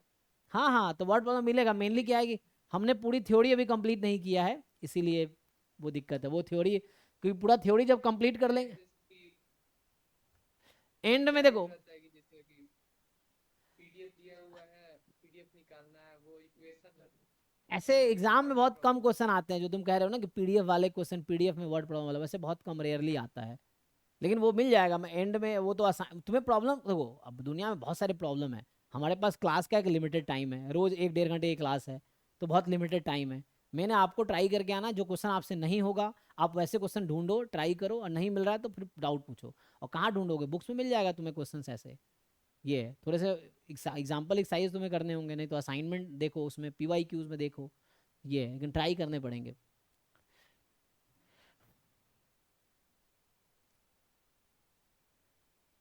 मेरा हमें कुछ क्वेश्चन करके एक दिमाग में फ्रेमवर्क फिट करना है कि करना क्या है। उसके बाद जितने ज़्यादा प्रॉब्लम प्रैक्टिस कर सकते हो उतने करो, ताकि तुम्हें समझ आए कि तुम्हें कर पा रहे क्वेश्चन कि नहीं कर पा रहे हैं, वो देखना है। जैसे ये क्वेश्चन है अब, तो इस क्वेश्चन में कोई ज़रूरी नहीं है कि हम log x का डिस्ट्रीब्यूशन निकालें। जैसे यही क्वेश्चन देखो, तो इसमें हमें log x का डिस्ट्रीब्यूशन निकालने की कोई ज़रूरत नहीं है, डायरेक्टली क्वेश्चन सॉल्व हो जाएगा। अभी तुम लोग सॉल्व करके देखो। तो इस तरह क्वेश्चन में क्या, हमने ट्रांसफॉर्मेशन जरूर पढ़े हैं, लेकिन बच्चा क्या करेगा, वो ट्रांसफॉर्मेशन से डिस्ट्रीब्यूशन निकालने लगेगा। इसमें डिस्ट्रीब्यूशन निकालने की बिल्कुल भी ज़रूरत नहीं है कि log x का क्या डिस्ट्रीब्यूशन है। ठीक है जी, देखो तुम सॉल्व करके देखो क्या होगा, इसका बताओ जरा आंसर, इसको ट्राई करो। सो ये जो क्वेश्चन है, दिख रहा है क्वेश्चन सब लोगों को कि x कोई रैंडम वेरिएबल, उसका ये पीडीएफ है। अब आपसे पूछ रहा है कि y जो है वो log x के इक्वल है, y क्या है, log x है। तो आपको log x का डिस्ट्रीब्यूशन मत निकालो, सीधा सीधा क्या करो, y की जगह यहाँ log x रख दो, तो इनडायरेक्टली ये क्वेश्चन हो गया log x less then 1 given log x less then 2। अब सीधा सीधा इसको सॉल्व करके बताओ क्या आंसर आएगा। हमें log x का पीडीएफ वुडीएफ निकालेंगे, इतना टाइम वेस्ट नहीं करेंगे, तुम पुट करो डायरेक्टली आंसर आ जाएगा। अब यहाँ से सॉल्व कर लो, x की वैल्यू x में ले आओ इसको समहाउ, और x का पीडीएफ तो पता ही है, ट्राई करके बताओ एक बार, ठीक है ना। मैंने कहा y की जगह log x रख दो, तुम्हें दे रखा है y log x है, तो y को हटा के log x रख दो। अब तुम इसको सिंप्लीफाई करो, log बेस e है, ln है। अब मुझे बताओ इन चारों में से क्या आंसर आएगा, एक बार सॉल्व करके बताओ तुम लोग।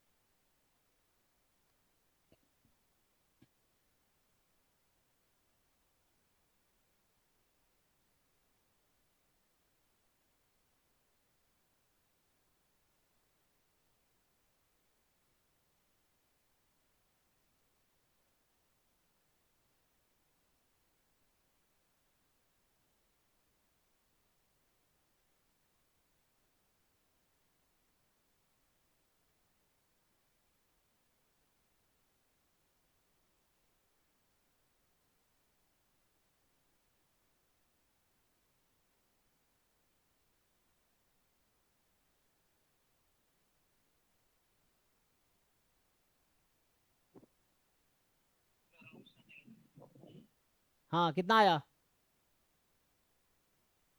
ABCD में से कौन सा आया,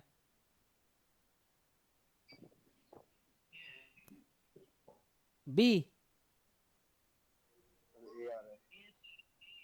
A, ओके ठीक है। हाँ, बाकी लोग देख लो आपका ये आ रहा है, हाँ ठीक है। बाकी जो मॉक,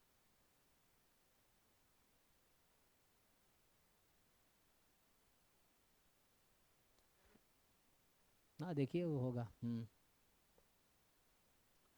मैं सॉल्व करूं या आगे बढ़ूं,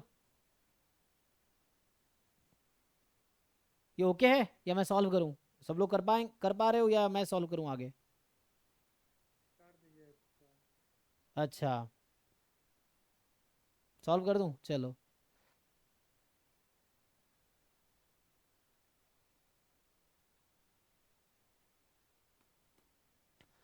देखिए इसको आगे सॉल्व करेंगे तो क्या होगा, मैंने कहा जैसे अब आगे इसको सिंप्लीफाई कर लो तो होगा क्या, प्रोबेबिलिटी लॉग को उधर ले जाओ, तो लॉग उधर जाओगे ई हो जाएगा, तो एक्स यहाँ से आ जाएगा X less than E given X less than E square.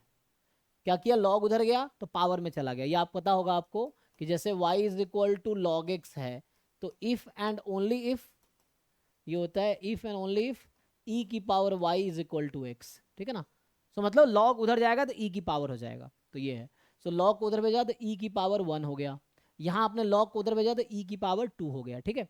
इसको अब आप सॉल्व करेंगे, सो ये हो गया इवेंट ए या E F, probability of E intersection F आपको करना है, probability of E intersection sorry probability of E given F है, तो क्या हो जाएगा probability of E intersection probability of F, मतलब E intersection F event upon probability of F.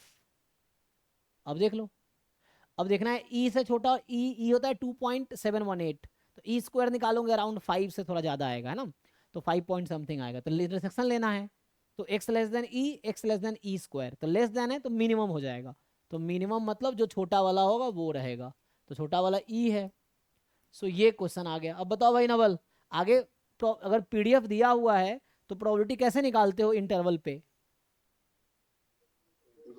Integrate करके, किसका इंटीग्रेशन, पीडीएफ का, तो आप इसको इंटीग्रेट कर लो। इसने कहा लेस देन ई, इसका सपोर्ट 1 से स्टार्ट हो रहा है, देखो ध्यान से, तो 1 से स्टार्ट होगा, इंटीग्रेशन 1 से स्टार्ट होगा, कहाँ तक जाएगा, ई तक।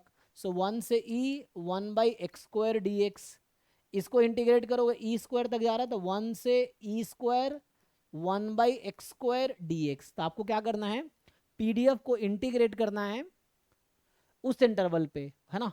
सो लेस देन ई है तो 1 से ई, लेस देन ई स्क्वायर तो 1 से ई स्क्वायर, तो वहां से आंसर आ जाएगा जी। पहले बोले थे इंटरसेक्शन लेने के लिए जो सबसे बड़ा होगा वही लाइन लेकिन शायद बोले थे। अरे नहीं, तुम समझते नहीं हो, देखो ध्यान से। जैसे ये नंबर लाइन है, यहाँ पे ई है, यहाँ पे ई स्क्वायर है, ठीक से समझो। इसने कहा x लेस देन ई, तो x की वैल्यू ई से कम है, x less than E square, x less than E square है, तो कॉमन सॉल्यूशन कहाँ पे है, हाँ तो छोटा वाला आया। लेस देन है तो मिनिमम आता है, ये वो थ्योरम यूज कर रहा हूँ, एक और थ्योरम मैंने कई बार क्लास में लिखा है, देखो ध्यान से। ये थ्योरम था, हाँ मान लो x less than equal to k1 and x less than equal to k2, तो ये होता है if and only if x less than equal to minimum of k1 comma k2, ये थ्योरम है। दूसरा, तो यहाँ जब लेस देन इक्वल टू है तो मिनिमम आएगा, और जब मोर देन इक्वल टू होगा तब मैक्सिमम आएगा। जो आप कह रहे हो कि मैक्सिमम लेना है, तो मैक्सिमम तब लेंगे जब मोर देन इक्वल टू होगा। तो यहाँ पे अगर ऐसा होता x more than equal to k1 and x more than equal to k2, तो ये होगा if and only if x more than equal to maximum of k1 comma k2, तो ऐसा हो जाएगा, ठीक है। तो x लेस मिनिमम मैक्सिमम, तो मैक्सिमम कब लेना है, जब मोर देन इक्वल टू हो, मिनिमम कब लेना है, जब लेस देन इक्वल टू हो, ठीक है जी। हाँ तो आपको ये ध्यान रखना है। तो यहाँ पे क्या था, लेस देन इक्वल टू था या लेस देन था तो भी कोई प्रॉब्लम नहीं है। ई और ई स्क्वायर है, मिनिमम ई है तो मिनिमम लेना है लेस देन में, मोर देन है मैक्सिमम लेना है। तो ये आंसर, इसको सॉल्व कर लो, यही आ जाएगा जो लोग बता रहे हैं ये लोग। सो e/1 प्लस ई आ जाएगा, ओपन करके देख लो आगे, और नहीं हो तो भी बताओ, सिंपल इंटीग्रेशन कर लोगे ना, ये है, कर लो इंटीग्रेशन कर लो, ए आ रहा है बी आ रहा है, देख लेना एक बार चेक करके।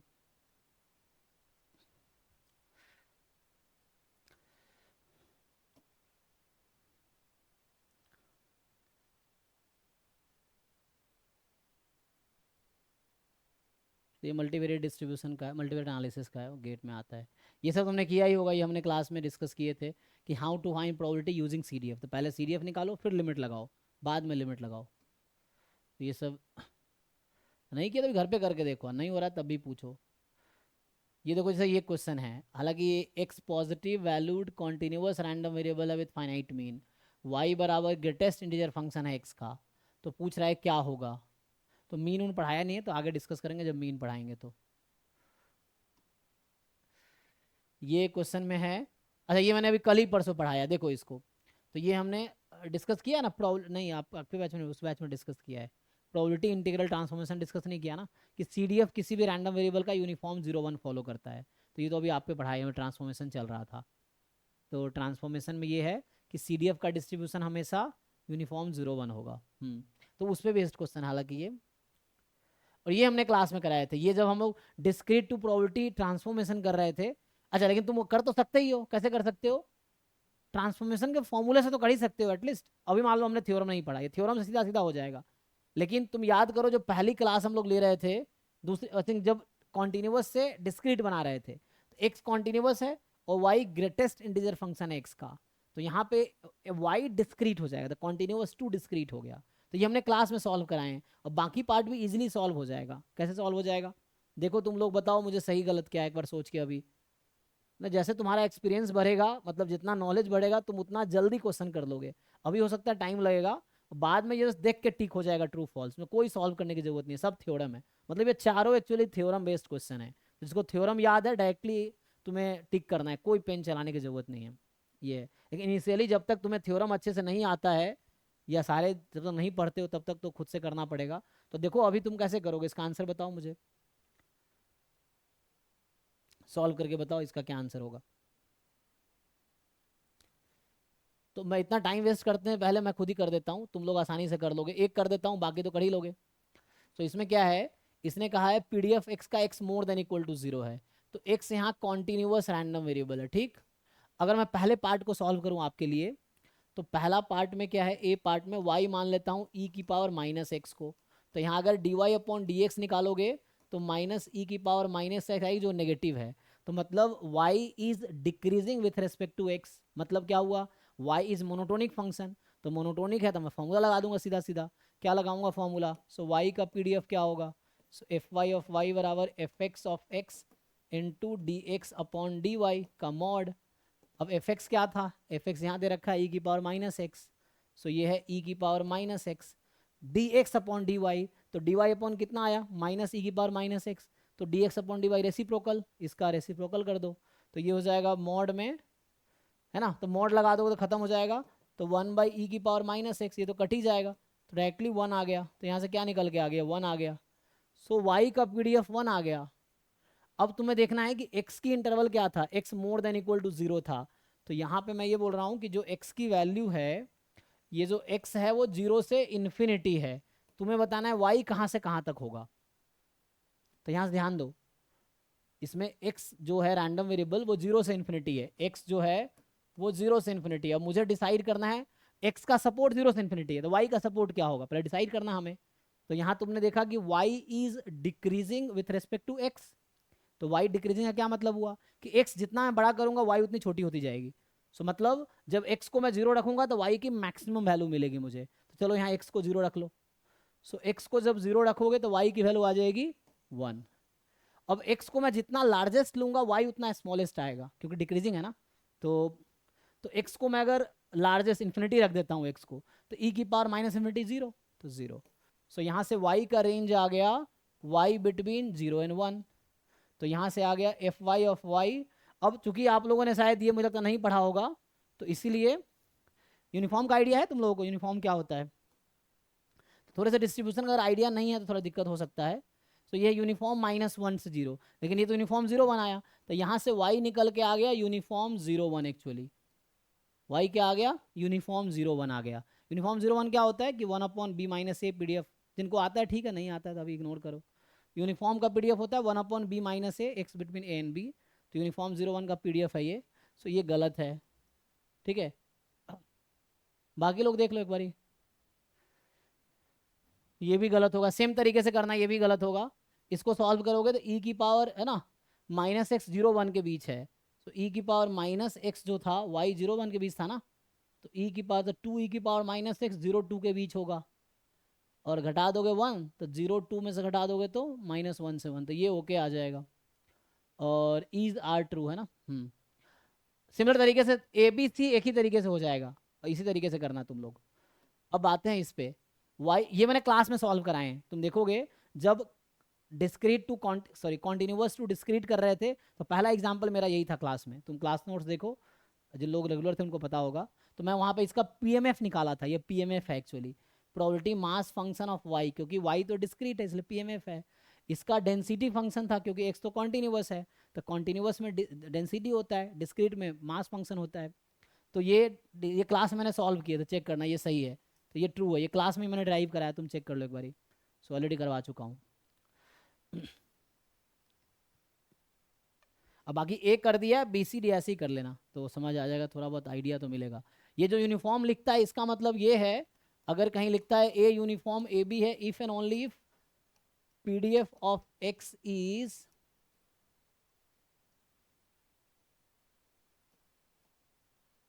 इसका ये मतलब है कि अगर ये नोटेशन यूज करता है कि एक्स का डिस्ट्रीब्यूशन यूनिफॉर्म है ओवर इंटरवल ए बी, ये कलर दिखता है तुम लोगों को, x is uniform a b, इसका मतलब है पीडीएफ ऐसा होगा। तो जैसे इसने लिखा था ना यूनिफॉर्म 0 1, तो इसका मतलब हो गया कि पीडीएफ होगा 1/1 - 0 जब एक्स 0 से 1। तो ये था इसका मतलब, बाकी ऐसे ही देख लो। तो ये पीडीएफ है, बाकी तुम ऐसे ही।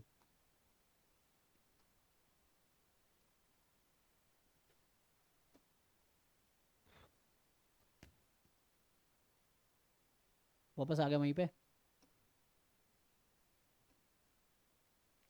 जैम वाले में कोई क्वेश्चन नहीं मिला हमें, ऐसे 360 क्वेश्चन था, 360 हमने कवर कर लिए। क्या बात कर रहे हो? अच्छा ये जैसे है, okay, theta random variable uniform 0 2 theta है। देखो ये सिंपल है, मैं अभी ये नहीं पूछ रहा हूँ तुमसे कि, अब मैं तुमसे अगर पूछूं कि क्या डिस्ट्रीब्यूशन क्या होगा साइन थीटा कॉस थीटा का, ये क्वेश्चन ये है। देखो इसको मैं थोड़ा सा चेंज करता हूँ, ये क्वेश्चन को, ये पूछना क्या चाह रहा है, correlation coefficient between x and Y.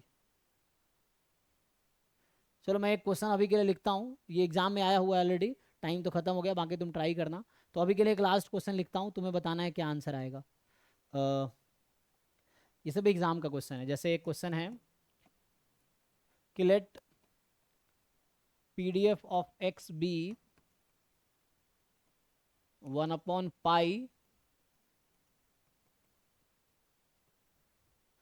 And पहला पार्ट है y is equal to tan x और दूसरा पार्ट है y is equal to cot x। ऐसे ही कराया क्लास में, मैंने कराया ना, कराया कि नहीं?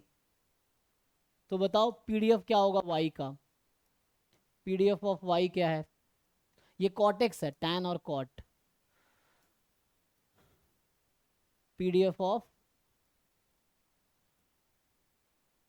y क्या है? तीसरा है मान लो sin x। निकाल पाओगे?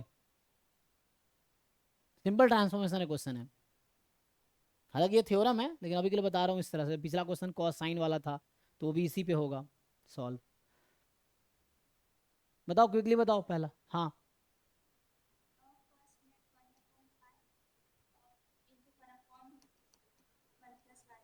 जी। सो ये अगर y में लिखेंगे पी वाई तो 1/y², और y की वैल्यू कहाँ से कहाँ तक हुई, रेंज क्या है y का? हाँ रियल नंबर, ठीक है ना, तो y आपका रियल नंबर हो जाएगा। सेम आंसर इसका आएगा। मुझे लगा किसी को नहीं आएगा, ये फॉर्मूला लगा लो, fy ऑफ y बराबर fx of x into d x upon d y का मॉड। ये फॉर्मूला लगाओ, एक लाइन में आ जाएगा। tan x और cot x दोनों मोनोटोनिक फंक्शन है इस इंटरवल पे, चेक करो, tan x cot x दोनों मोनोटोनिक फंक्शन है इस इंटरवल पे, तो डायरेक्टली फॉर्मूला लग जाएगा, उससे सीधा सीधा आंसर आ जाएगा। तो इससे सीधा सीधा आंसर निकालो, तो ये भी इसका आंसर भी सेम ही आएगा जैसे वो बता रही है ना, तो इसका आंसर भी सेम होगा। अब इसका निकाल के बताओ क्या होगा। सो ये भी ऐसा ही, ये PDF क्या था 1/π, तो 1/π dx अपॉन dy, तो यहाँ dy अपॉन dx निकालोगे कितना आ जाएगा? सो dy अपॉन dx निकालोगे तो cos x है ना, यहाँ से dy अपॉन dx आ जाएगा, या उल्टा करना है तो वो कर लो, एक काम करो यहाँ से। लेकिन साइन का डोमेन क्या होता है? साइन x नहीं, मैं बोल रहा हूँ जैसे x माइनस π/2 से π/2 है, तो साइन इनवर्स x का डोमेन क्या है? -π/2 से π/2 ना, ठीक है। तो यहाँ से x आ जाएगा साइन इनवर्स y, ओके, नहीं सॉरी, साइन इनवर्स y का डोमेन है 0 से 1, रेंज है -π/2 से π/2, ठीक है, वही पूछ रहा था मैं, रेंज क्या होगा ना, तो ओके है।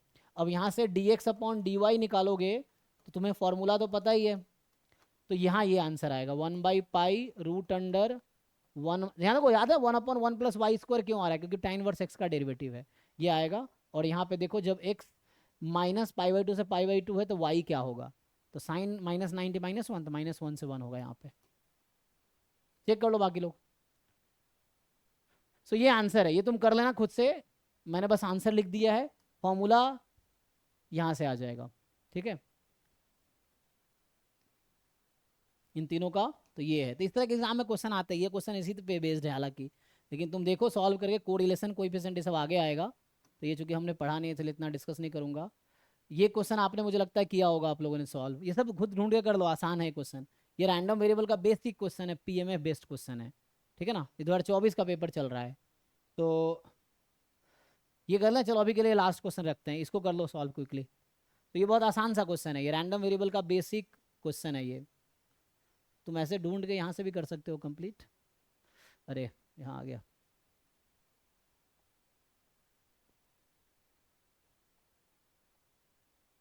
बताओ इसका आंसर बताओ।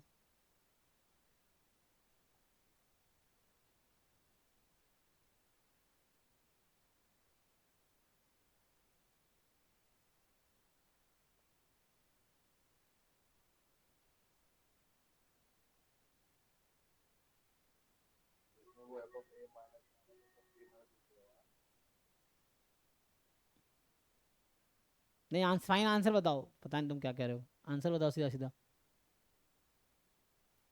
क्वेश्चन पढ़ो आराम से और आंसर बताओ।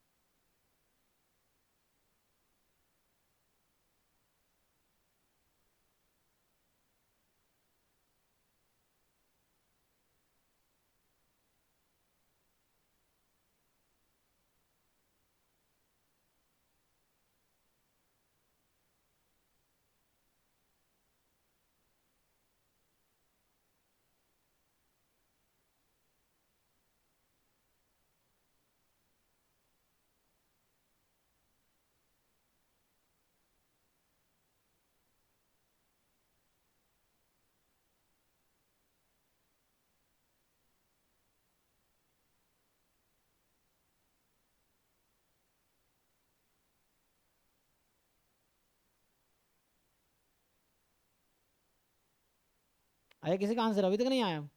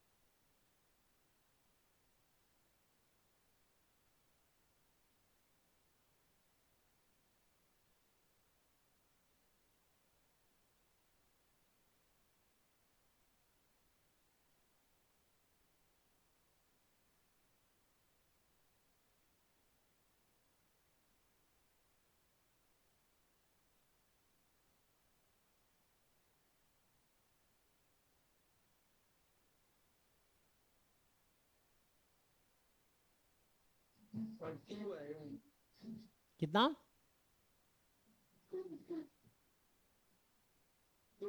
2 2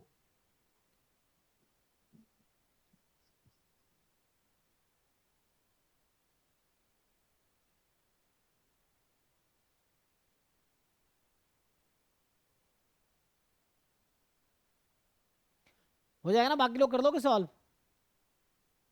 कुछ खास है नहीं, बस देखो ये सबका सम 1 होगा और फिर यहाँ पे इक्वेट कर रखा है ना? -3 और -5 पे सेम प्रोबेबिलिटी है, 3 और 5 पे सेम प्रोबेबिलिटी है, और 0 पे और 0 के पॉजिटिव, पॉजिटिव का मतलब हो गया 3 और 5, नेगेटिव मतलब -3 -5, और 0 पे वही प्रोबेबिलिटी, दोनों का सम है ना? तो देख लो, आसान क्वेश्चन है, जस्ट तुम्हें इक्वेशन बना बना के सॉल्व कर लेना है। समझ पा रहे हो? जैसे अभी के लिए अगर मैं इसको सॉल्व करूँ तुम्हारे लिए, तो मान लो ये P1 है और ये P2 है, तो ये कह रहा है कि ये इम्प्लाई कर रहा है कि 2P1 बराबर प्रोबेबिलिटी एट 0 बराबर 2P2। तो यहाँ से बता रहा है P1 is equal to P2। तो मान लो ये P हो गया, ये P हो गया, तो यहाँ से आ गया, ठीक है, और प्रोबेबिलिटी एट 0 कितना हो गया? 2P। तो ये P के इक्वल है और प्रोबेबिलिटी एट 0 2P है। अब सबका सम कितना है? 1 है। तो किसका इसका सम 1 है? तो -5 पे है P, -3 पे है P, 0 पे है 2P, 3 पे है P, 5 पे है P, सब मिला के 1 है। तो P कितना आ गया? 2 2 4 2 6, 6P। तो P आ गया 1/6। P 1/6 आ गया। P किसकी वैल्यू थी? तो x बराबर 3 भी P ही था, तो ये 12 टाइम P पूछ रहा है आपसे, तो P तो 1/6 से 2 आ गया।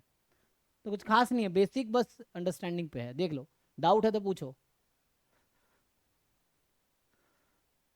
ओके है ना ये? बाकी ऐसे ही सॉल्व कर लेना। ये पीडीएफ ऑलरेडी ड्राइव में है, ड्राइव में जो फोल्डर है ना, ये जैम एंड गेट 2024 से 2005 पीवाई की हो। मैं क्या करूँ, रैंडम वेरिएबल सर्च करके देख रहा हूँ कि जो क्वेश्चन तुम्हारे बस का है वो करो, जो नहीं अभी छोड़ दो। ये चीज़ें हैं, तो ये सब क्वेश्चन मैक्स मिन वाला भी नहीं कर पाओगे। तो ऐसे बहुत सारे क्वेश्चन होंगे, ये एमजीएफ वाले ये भी नहीं कर पाओगे अभी। ये सब देखो, ये कर पाओगे, 2 वेरिएबल का है, ये भी नहीं कर पाओगे अभी। तो इस तरह से है, तुम देखना जो कर पाओगे वो ट्राई करो, जो नहीं कर पाओगे छोड़ दो अभी के लिए। चलो अब यही स्टॉप करते हैं, बाकी आप प्रॉब्लम प्रैक्टिस करो, जो बचेगा वो अपने। तो नेक्स्ट क्लास में मैं आगे थ्योरी कराऊंगा इस बैच में। सो अभी है ना जैम का बैच ही चल रहा है, तो इसमें हम लोग नेक्स्ट क्लास में ये वाला पार्ट में स्टार्ट करूंगा। So I will start from here. Mathematical expectation क्या है, मोमेंट्स क्या है, mean median mode variance, standard deviation, ये सब कनेक्टेड ही है। सो यहाँ तक आई थिंक कनेक्टेड ही है, ये जो पार्ट है ना ये सब कनेक्टेड ही है, तो है ना। तो ये वाला पार्ट मैं कल स्टार्ट करूँगा, ठीक है। मेन वेरिएंस है ना, एक्सपेक्टेशन मोमेंट्स, ये सब कल स्टार्ट करेंगे। अभी यहीं स्टॉप करते हैं, चलिए थैंक यू। तो जैम वाले बच्चे लीव कर सकते हैं, गेट वाले रुक सकते हैं, गेट की क्लास अभी स्टार्ट होगी। सो